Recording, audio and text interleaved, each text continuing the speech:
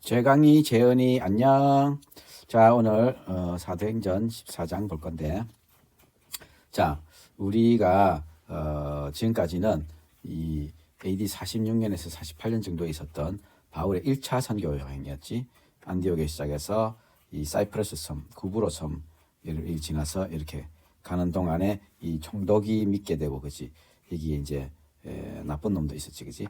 그리고는 이 버가로 갔다가 비시디아 안디옥 이로 갔었지. 자, 오늘은 이 이고니움과 루스드라 더베까지 가게 됐다가 또 되돌아오고 이렇게 해서 아탈리아로 해서 이 안디옥, 시리아의 안디옥까지 되돌아오는 과정을 볼 건데 한번 보자. 밝아가는 바는 이고니온에서도 전에처럼 유대 사람들의 회당에 들어가서 말하였다. 그러니까 항상 유대 사람들을 첫 타겟으로 그렇게 했던 거야. 근데 사실 유대인들의 회당에 유대인들만 있는 것들은 아니었거든. 유대인들 그리고 이방인들 중에서도 이 유대인들의 하나님을 믿게 된 그런 사람들, 그러니까 유대교지 그거는 유대교를 믿게 된 사람들이 있었거든.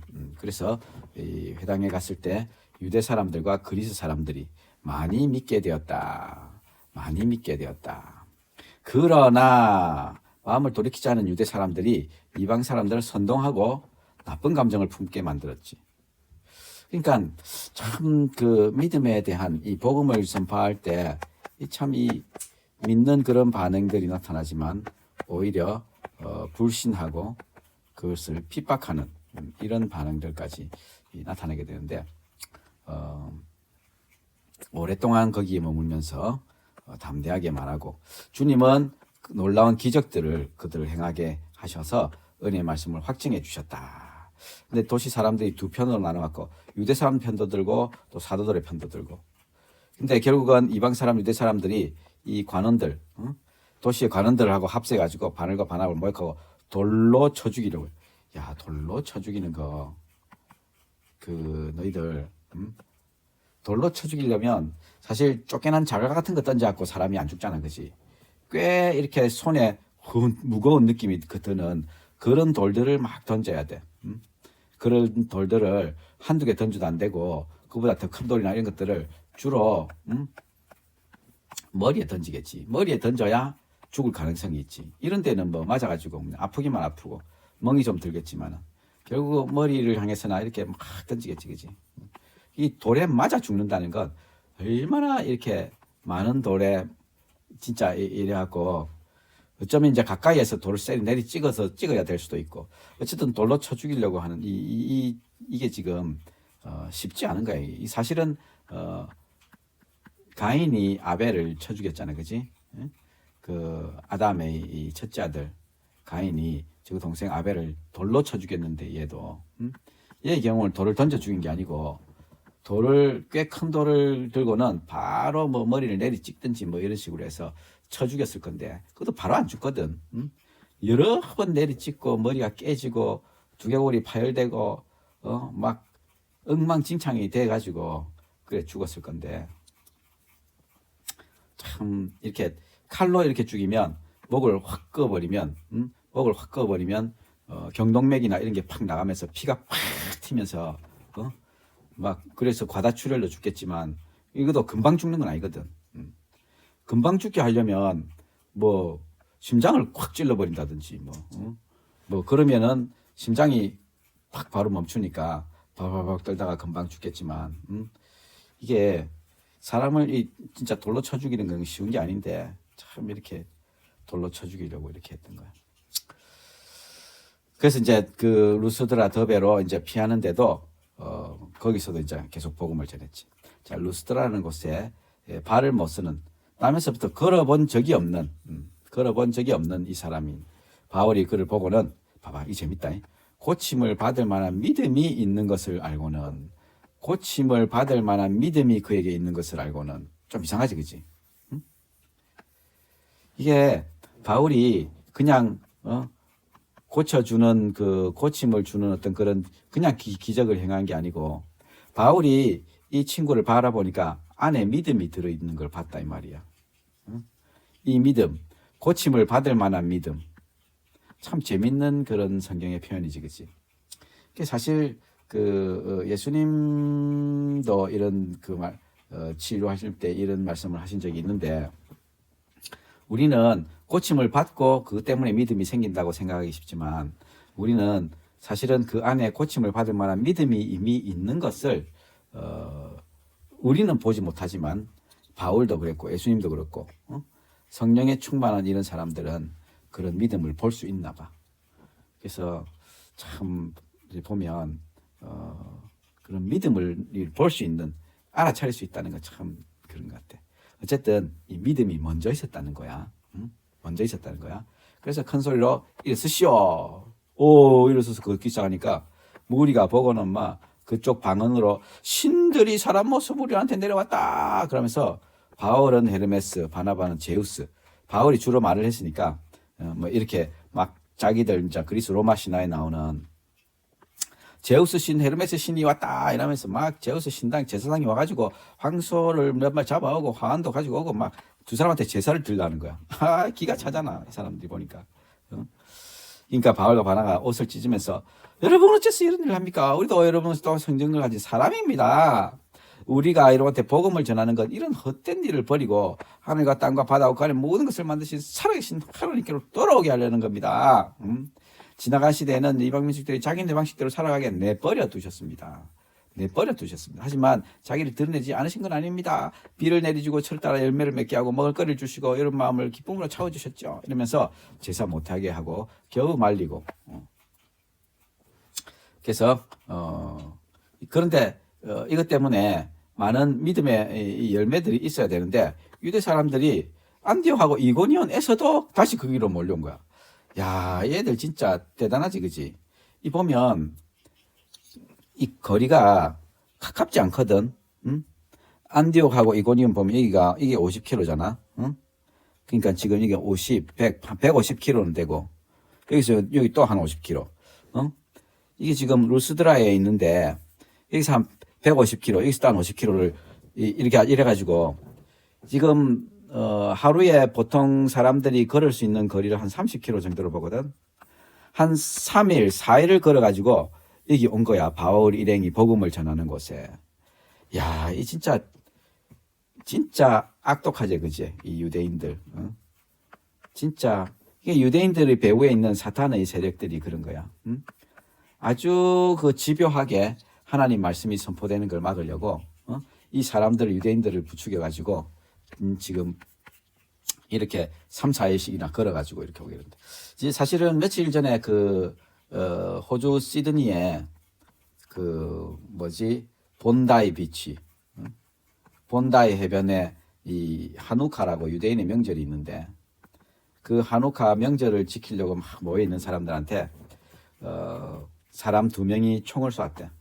총을 막 쏴서 한 15명이 그 자리에서 죽고 한 40명이 다치고 그랬다는데, 이제 이런 것들을 안티세미티즘이다 그러지. 안티세미티즘. 그러니까 안티세미티즘이 우리말로 뭐지? 유대인들을 혐오하는 반유대주의.